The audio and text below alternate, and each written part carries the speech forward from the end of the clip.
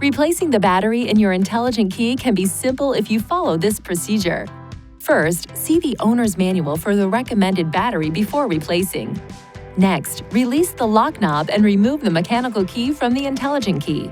Place a cloth over a small flathead screwdriver and insert the tip into this slit.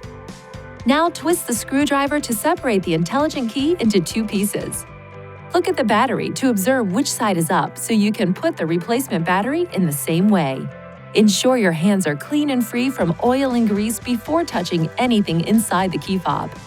Carefully hold the new battery by the edges every time you pick it up. Remove the discharged battery while being careful not to touch the internal circuits or electrical terminals. Gently place the new battery into the intelligent key with the negative side oriented in the same direction you noted during removal. Align the tips of the two halves and then close the key fob by pushing along the edges. Lastly, operate the intelligent key to ensure it works properly. If you need assistance with replacement, it is recommended you visit a Nissan dealer. Please see your owner's manual for important safety information, system limitations, and additional operating and feature information.